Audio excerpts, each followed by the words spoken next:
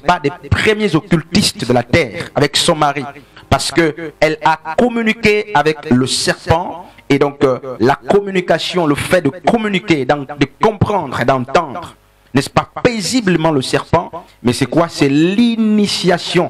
Donc, Ève était initiée lorsqu'elle s'était, n'est-ce pas, donnée à comprendre et à communiquer, n'est-ce pas, avec le serpent. Et ce jour-là, Ève qui était habituée à manger les délices de Dieu, Ève qui était habituée à manger la douceur, Ève qui était, n'est-ce pas, habituée avec son mari à se nourrir à la main de Dieu, mais Ève va désormais, n'est-ce pas, mes amis, se restaurer, mes amis, à la place où va manger le repas que lui proposait le serpent ancien qui est la personne de Satan. Et Ève va séduire tout de même son mari, n'est-ce pas? Et qu'est-ce qui se passe? Le serpent a dû dire à Ève que si vous mangez ce fruit, vous ne serez plus aveugle, c'est-à-dire que vous verrez. Alors que Ève voyait déjà. Et donc le serpent fait croire à Ève, n'est-ce pas, qu'elle était aveugle, elle et son mari, que leur niveau de vue, n'est-ce pas, méritait d'être revu. Alors que la vue qu'avait Ève, la vue qu'avait Abraham, plutôt Adam, les amenait à communier constamment avec Dieu. L'histoire, vous la connaissez, dira que à cause du péché, n'est-ce pas, on va quelque part, c'est une parenthèse, à cause du péché, Ève et Adam vont se façonner après avoir désobéi, ils vont constater justement qu'ils étaient nus. Toute connaissance, n'est-ce pas, que propose l'ennemi amènera toujours à être humilié, amènera toujours à l'humiliation. Et qu'est-ce que les Écritures disent? Mes amis, les Écritures disent que, n'est-ce pas, ils vont façonner des vêtements de figuier à l'aide des feuilles de figuier.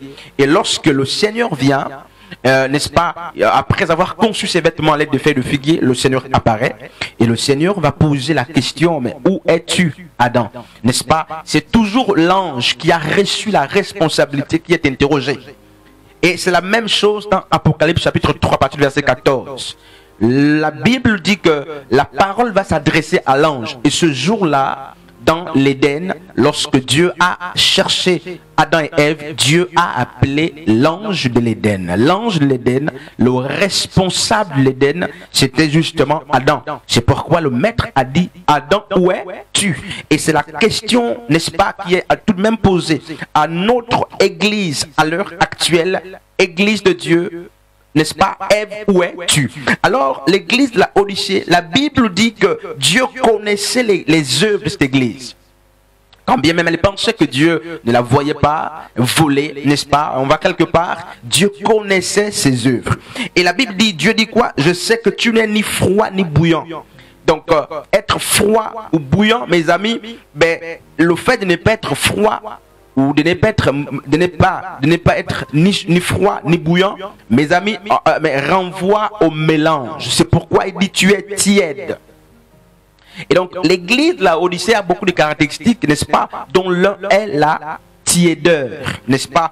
Et la tiédeur, c'est quoi? C'est le mélange de doctrines, n'est-ce pas? C'est le mélange d'enseignements. La tiédeur, mes amis, frères et sœurs, c'est lorsque la doctrine pure de Dieu a été mélangé avec les traditions des hommes, a été mélangé avec les philosophies. Et cette église enseigne la théologie. Cette église, les chantres de cette église, j'imagine, vendaient les CD. Les prédicateurs de cette église, j'imagine, mes amis, prophétisaient moyennant l'argent. Parce qu'il fallait s'enrichir. Et cette église se vantait d'être riche. N'est-ce pas? Pourquoi? Mais parce que c'est une église commerciale. Mes amis dans le Seigneur, elle vendait quoi? Mais elle vendait les pigeons, comme c'est écrit dans Jean. C'était une église apostate. Et dans, n'est-ce pas, Ézéchiel chapitre 28, la Bible dit, on va lire ce texte, je vais lire, n'est-ce pas, Ézéchiel, n'est-ce pas, chapitre 28, on va comprendre quelque chose. Nous sommes au verset, n'est-ce pas, et 28. Alors, qu'est-ce que la Bible dit au verset 16? Voici ce que la Bible dit au roi de Tyr. Le roi de Tyr, n'est-ce pas la traduction, n'est-ce pas la tradition hébraïque parle du roi de Tyr comme étant Satan, donc le serpent ancien. Et voici ce que les Écritures disent de ce serpent ancien de Satan. Ézéchiel chapitre 28 à partir du verset 16. Par la grandeur de ton commerce, tu as été rempli de violence et tu as péché. Donc Satan est le plus grand commerçant. Et ce n'est donc pas pour rien que dans l'église de la Odyssée, mes amis, on ne trouve que des commerçants. Dans l'église de la Odyssée, frères et sœurs, c'est le commerce à outrance. Qu'est-ce qu'on y trouve? Mais on trouve des miracles qui sont vendus, on trouve l'eau qui est vendue, des mouchoirs qui sont vendus. Dans l'église de la Odyssée, c'est le mélange entre la grâce et la loi. C'est le mélange entre la sainteté, n'est-ce pas, et le péché. C'est le mélange entre le syncrétisme et la doctrine véritable. Et regardons ce que la Bible dit. La Bible dit de cette église qui se vantait, n'est-ce pas, et qui faisait du bruit, qui se vantait d'être riche. Mais Yeshua, n'est-ce pas, l'ange de Yahweh, n'est-ce pas, va dire de cette église qu'elle était pauvre. Voyez combien ces églises ne se vantent-elles pas d'être riches? Pourquoi? Mais pourquoi elle est pauvre? Parce que la vraie richesse est en Yeshua. La vraie richesse, mes amis, n'est pas de ce monde. La vraie richesse, c'est la bénédiction de Dieu. D'après Éphésiens chapitre 1er, à partir du verset 3. La vraie richesse, c'est lorsqu'on a le fruit de l'esprit. La vraie richesse, c'est la crainte de Dieu. La richesse véritable, c'est le pardon, l'amour du prochain, la bonté, la patience, toutes ces choses. Et cette église, mes amis, était sortie de cette richesse pour s'attacher aux choses de la terre. Et elle se vantait. Et le maître dit que tu es pauvre, misérable, aveugle et même nu. Pourquoi? Mais parce que justement, comme Ève, cette église avait perdu le vêtement véritable. N'est-ce pas? La tunique de gloire qui pouvait l'amener hier. Ève, qui pouvait les amener, Ève et Adam, n'est-ce pas? Communier avec Dieu. Et donc, qu'est-ce qui se passe, mes amis? On comprend donc que puisque le vêtement de cette église a été dépouillé à cause de son péché, alors on comprend que cette église ne communiait plus avec Dieu. Car il faut rappeler que nous ne pouvons pas communier avec Dieu lorsqu'on mange à la table des démons. Bien sûr, dans le jardin d'Ève, n'est-ce pas, d'Adam et Ève, mais Ève avait changé de table. Il faut rappeler ce message, n'est-ce pas, qu'il y a deux tables. Allons-y lire, n'est-ce pas, que la régie, 1 Corinthiens chapitre 10 à partir du verset 20. Donc, le chrétien mange à la table de Dieu. Le chrétien, c'est celui qui est, n'est-ce pas, en pleine communion avec Yeshua. Il y a donc deux tables qui étaient présentées et l'église de la Odyssée mangeait à la table de Dieu véritable. L'église de la Odyssée hier, mes amis dans le Seigneur, communiait avec Dieu. Elle se nourrissait des fruits, n'est-ce pas, des arbres dont Dieu n'a pas défendu. Et le temps était venu pour cette église de se détourner. Elle s'était détournée justement, n'est-ce pas, de la communion véritable et elle se restaurait à une autre table que nous allons voir dans les Écritures. Allons-y lire dans 1 Corinthiens chapitre 2, plutôt 10, à partir du verset 20. On va lire 1 Corinthiens 10 à partir du verset 20. On va comprendre quelque chose, n'est-ce pas? On peut lire avec la régie. Nous sommes dans le livre de 1 Corinthiens chapitre 10 à partir du verset 20e. La Bible dit ceci: mais je dis que les choses que les gentils sacrifient, ils les sacrifient aux démons et non à Dieu. Or, je ne veux pas que vous soyez en communion avec les démons. Verset 21. Vous ne pouvez pas boire la coupe du Seigneur et la coupe des démons. Vous ne pouvez pas participer à la table du Seigneur et à la table des démons. Verset 22. Voulons-nous inciter le Seigneur à la jalousie? Ok, donc la Bible dit, n'est-ce pas, et peut éteindre la Bible dit qu'il y a deux tables. Il y a une table qui est la table du Seigneur, n'est-ce pas? Et à cette table du Seigneur, on mange quoi, mes amis? C'est pas la Sainte Seine. Non. À cette table, qu'est-ce qu'on mange, mes amis? La nourriture que nous mangeons, la table de Dieu, c'est défini dans Jean chapitre 4. C'est faire la volonté de Dieu. Jésus a dit à ses disciples, ma nourriture, c'est de faire la volonté de Dieu. Et il nous dit, n'est-ce pas, dans 1 Corinthiens 10, là-bas, qu'il y a une autre table qui est la table des démons. Et donc, c'est quoi, mes amis?